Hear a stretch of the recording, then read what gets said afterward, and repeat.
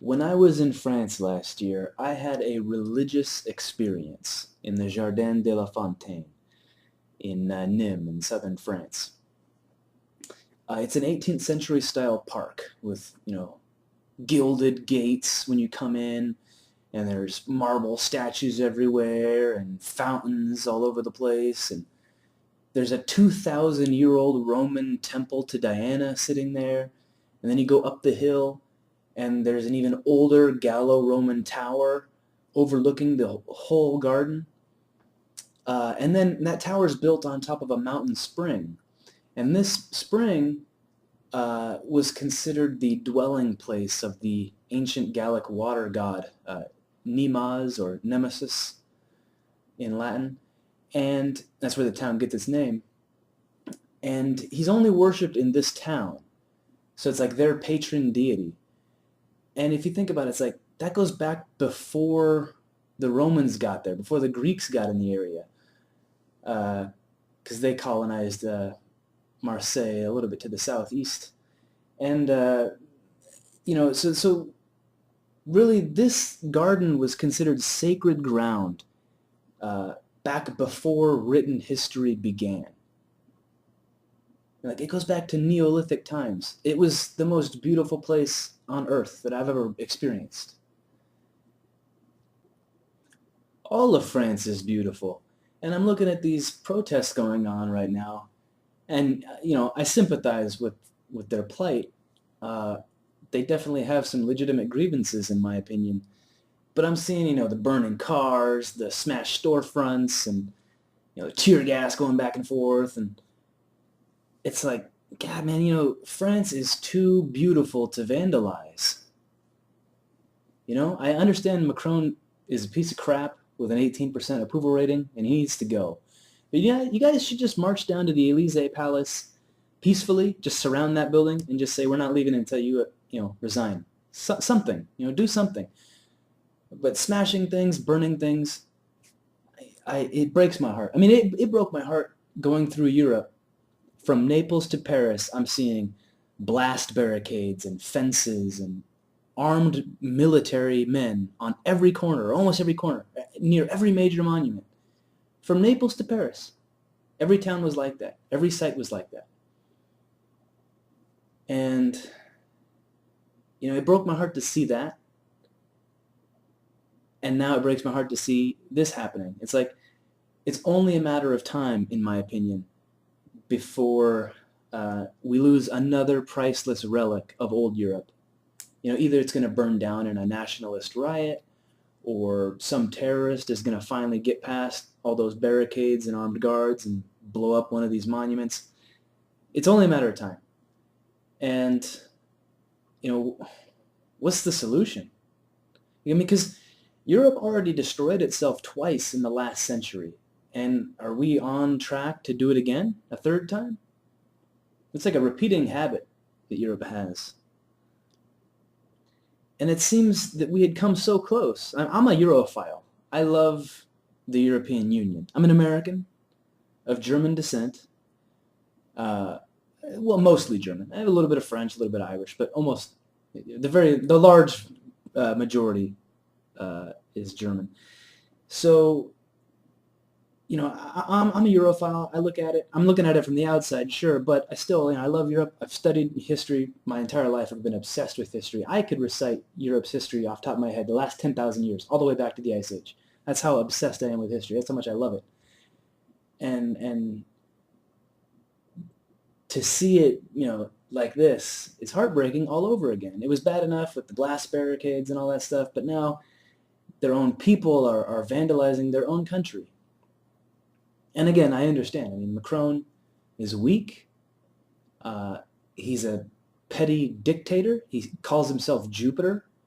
It's really weird because he's a weak man, but he tries to make up for it by being so arrogant and dismissive and brash and just thinks he knows better than everyone else. It's a weird combination, but I guess that makes sense. It's insecurity, right? He's an insecure person, so he overcompensates by being, quote unquote, Jupiter in his mind.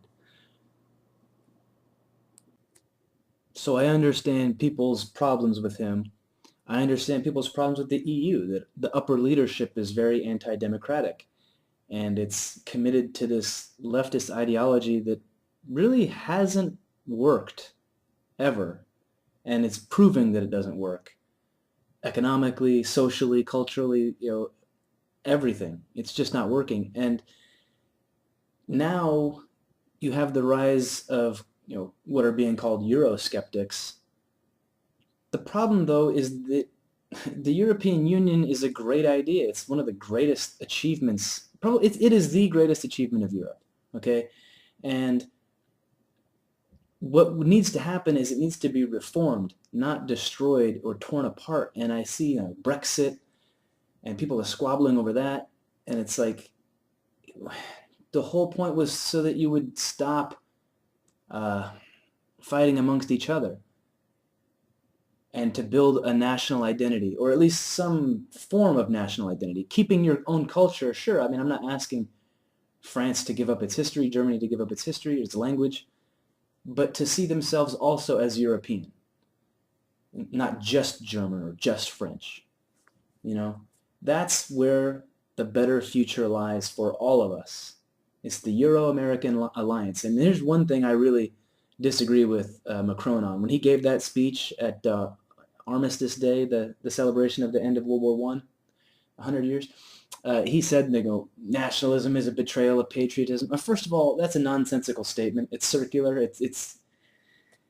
Nationalism is a synonym for patriotism. So how is nationalism a betrayal of patriotism?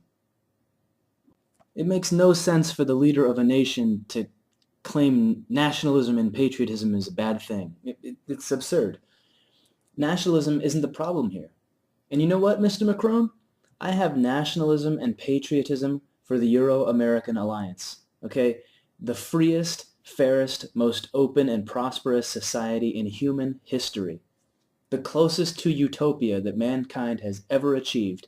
And you're going to throw it away for a 50-cent, quote-unquote, carbon tax? And France already has the highest taxes in the European Union.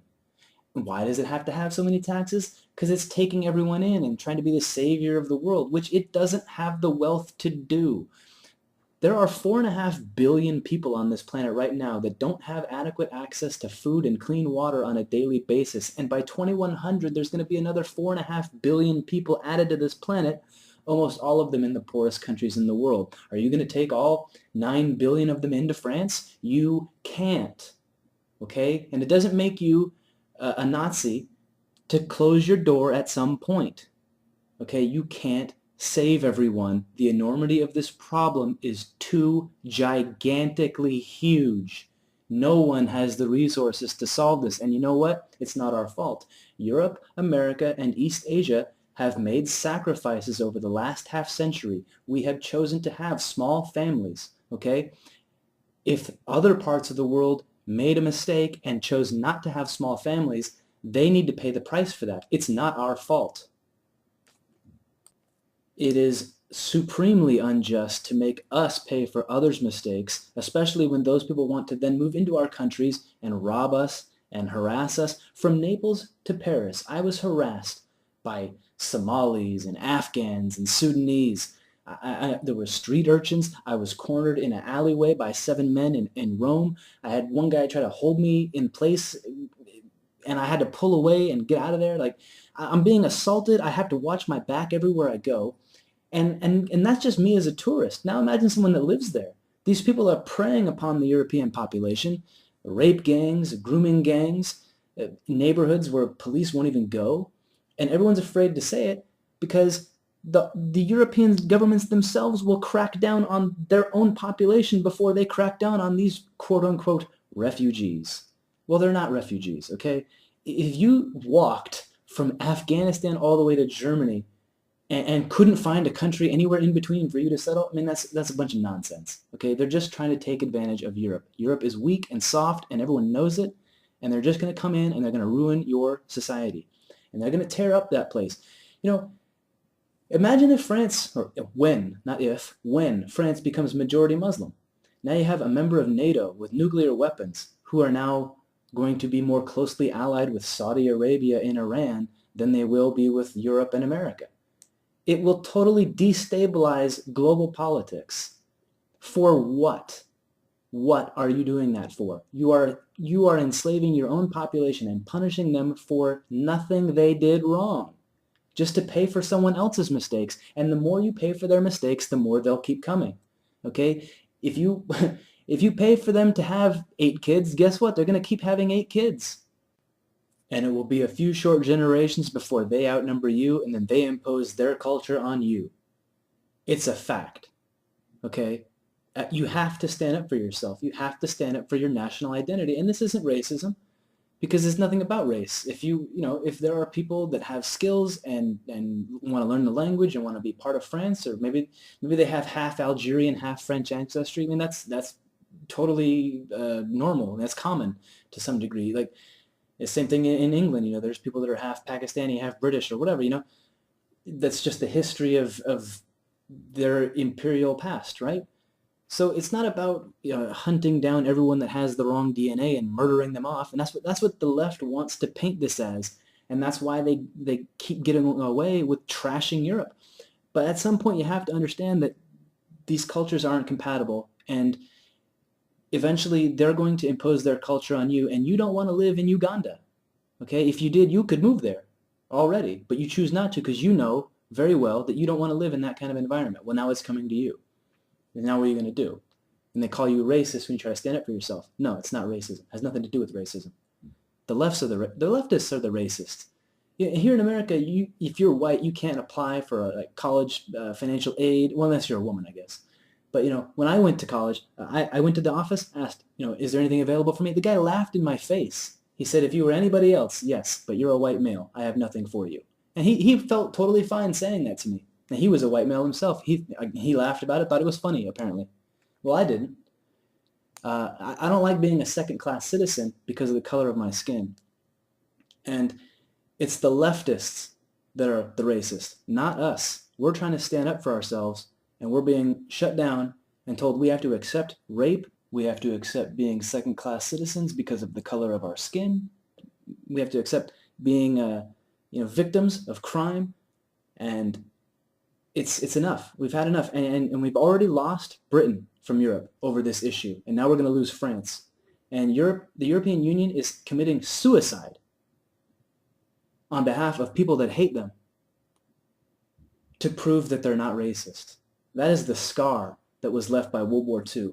But it has been 70 years, okay? 70 years. Europe, all is forgiven. All is water under the bridge. The past is the past, okay? We're not responsible for it. We're responsible for the present and for the future that we build, okay? Love yourself again.